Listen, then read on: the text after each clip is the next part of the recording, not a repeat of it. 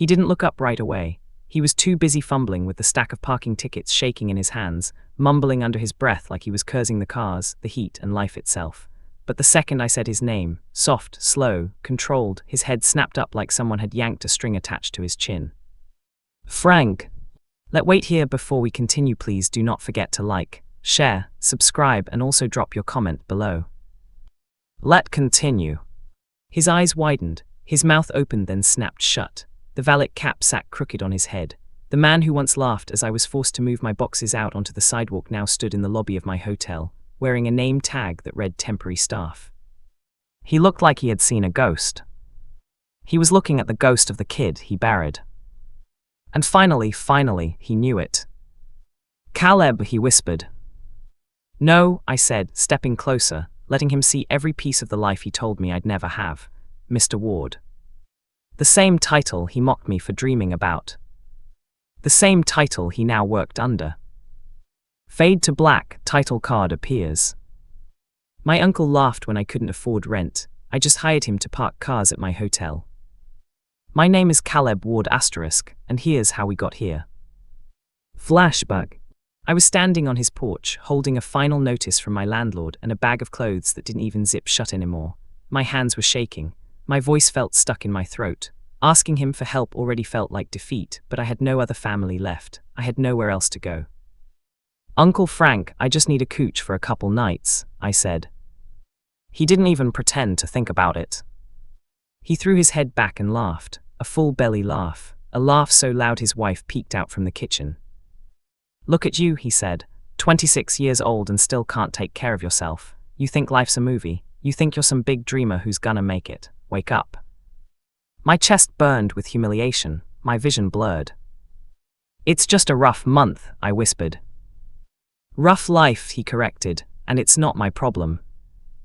He closed the door. I heard the lock click from the other side.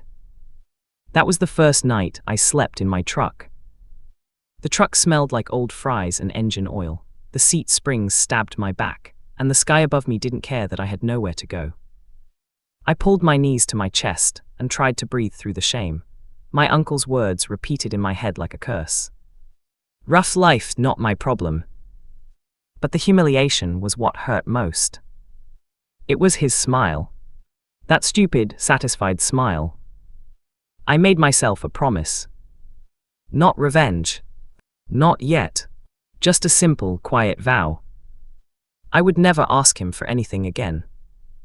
And one day, he'd regret ever making me need him in the first place. The next morning, stiff and exhausted, I pulled out the one thing I had managed to save from my apartment, a worn notebook full of sketches for a small ecolodge concept I had dreamed about for years.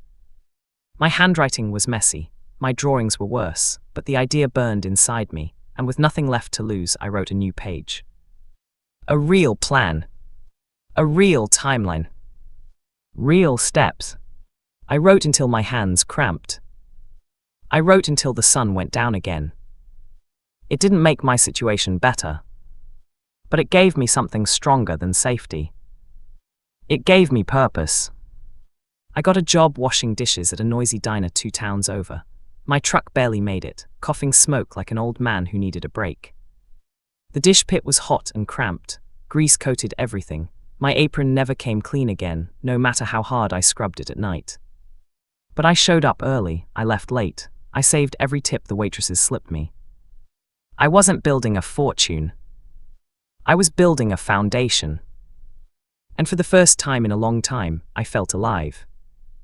One night after my shift, I noticed a cleaning crew pushing carts into an old hotel downtown. I walked up to the manager and said the bravest sentence I'd said in months. Do you need help? I can work nights. They hired me on the spot. The next month was a blur of mops, trash bags, vacuum cords, and aching shoulders. I slept 4 hours a night, sometimes 3. But I studied everything. How guests checked in. How staff communicated. How maintenance logs worked. How management solved problems. I became obsessed.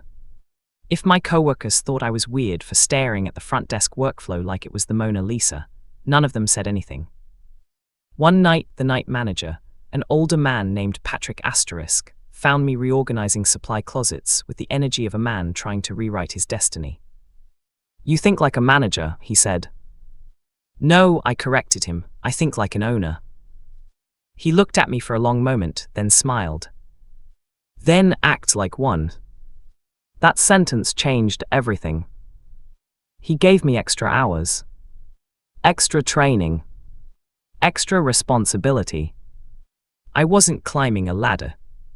I was building my own. Patrick pushed me to apply for a scholarship the hotel chain offered for employees to study hospitality management part-time. "You're sharp," he said. "You can do more than mop floors." I hesitated. School meant money. Money meant risk. But I thought of my uncle's porch. His smug face. His laughter. And something inside me snapped clean. I applied. I got the scholarship. And I promised myself I'd never stop moving forward again. That year, I showed up to Thanksgiving at my aunt's house, wearing my only dress shirt. It was wrinkled, but it was clean. I felt proud. Until I walked in and saw Uncle Frank at the head of the table, already smirking. "Well," he said loudly, "if it isn't the Wanderer." Everyone chuckled awkwardly. I swallowed my anger. I smiled. "I'm studying hospitality management now," I said, "working at a hotel, saving, planning to open my own one day." He burst out laughing again, loud, cruel, theatrical. "You a hotel?" He wiped actual tears from his eyes. "My God, Caleb, you can barely pay rent." I felt my ears burn, my hands tightened under the table. But I didn't yell. I didn't insult him. I simply said, "Just watch." He didn't know it then. But he already had front row seats to his own downfall. 5 years passed. 5 years of studying, saving, grinding, learning every inch of the hospitality world from the inside. I worked front desk, concierge, bookkeeping, event hosting, anything they threw at me. I built a network. I built confidence. I built vision. And with Patrick's help, I put together an investor-ready proposal for a small, modern boutique hotel near the coast. People didn't laugh when they heard my pitch. People leaned in. People believed. For the first time, I did too. The investors were a pair of retired siblings, Asterisk Warren and Eliza Asterisk. They loved my plan, my passion, and my desperation disguised as determination. "We'll fund your first property," Eliza said, "but you have to run it yourself." I felt like my heart left my body and hovered somewhere above me. I signed the contract with trembling hands. I didn't sleep at all that night. I was too busy living the moment I once thought I'd never reach. Opening day. The hotel smelled like fresh paint and new carpet. My staff wore crisp uniforms. The front desk computer hummed. The elevator dinged in perfect rhythm. Our first guest walked in. My hand shook slightly as I handed her the room key. "Welcome," I said, "and thank you for being our very first guest." She smiled. My throat tightened. I had done it. I wasn't the kid sleeping in a truck anymore. About a year into running the hotel, word from home reached me through a cousin who came to visit. My uncle had lost his job. Then his savings. Then his second car. Then the rental property he bragged about for years. "He's been trying to keep up the image," my cousin said, "but it's falling apart." I didn't celebrate. I didn't mock him. But deep down, a cold part of me whispered, "Actions have consequences." And he was finally meeting his. My hotel took off faster than anyone expected. We hit full occupancy the first summer. We got featured in a travel magazine. We got 5-star reviews that made me blush. So I did the impossible again. I opened a second location. Then a third. I wasn't becoming successful. I was successful.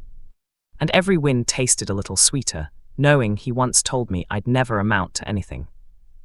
One slow afternoon, my general manager came into my office holding a stack of applications. "You might want to see this one," she said. I read the name. Frank Ward. I stared at the paper for a long time. Longer than I needed to. His handwriting was shaky. He listed his last job as maintenance assistant. His requested position, valet. Valet? My uncle.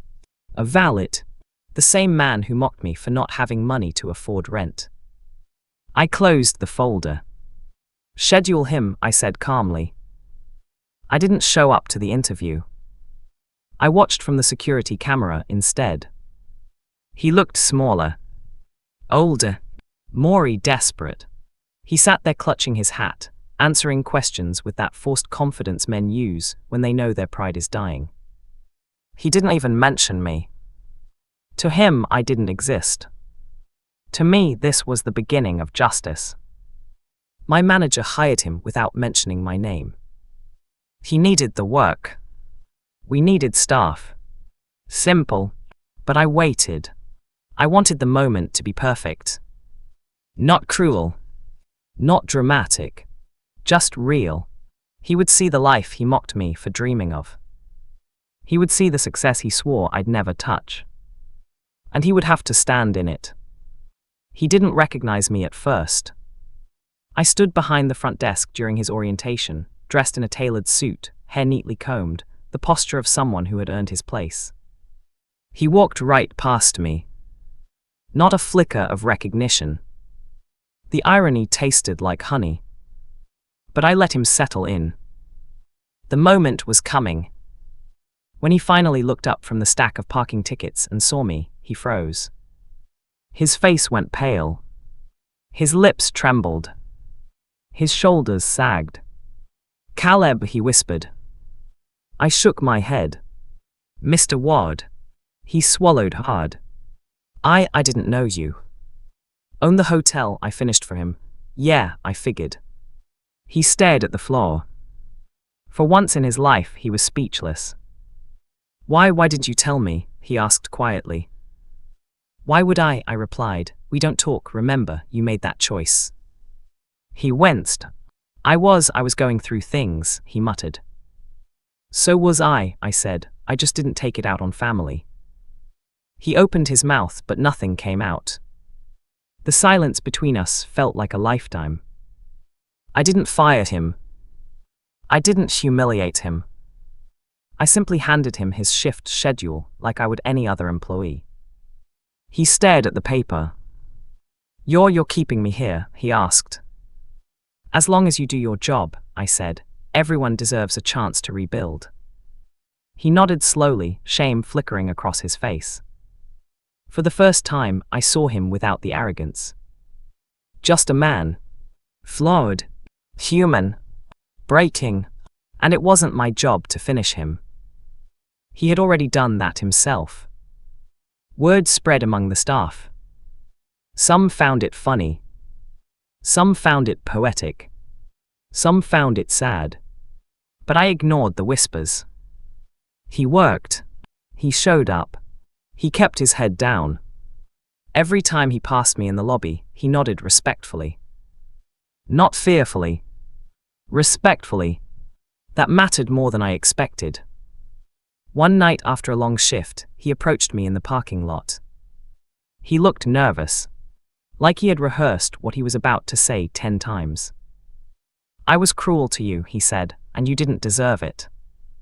I didn't say anything. He continued. "I'm not asking for forgiveness, I just needed you to know that I know." I exhaled slowly. "Thank you," I said.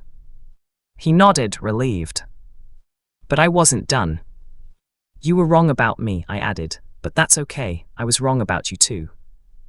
He frowned. "How?" "I thought you were stronger." He blinked, and I walked away. Not to hurt him. To end it. A month later, he turned in his uniform. "I got a new job," he said, "better pay, closer to home." I nodded. "Good," I said, "I hope it works out." He hesitated. Then he held out his hand. I shook it. No anger. No resentment. No revenge speech.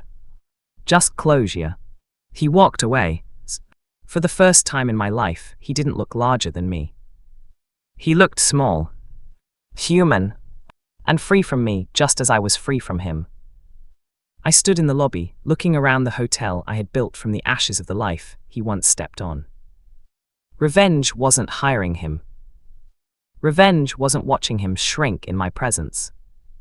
Revenge wasn't seeing him park cars for guests who lived the life he once mocked me for dreaming of. Real revenge was this. I thrived. He fell. And neither of us ever needed the other again. I didn't destroy him. I didn't humiliate him. I didn't get even. I simply kept going. And that was enough. Because sometimes the greatest revenge isn't making someone suffer. It's showing them you didn't need their approval, their permission, their belief. It's living the life they said you never would. And walking away with your head high,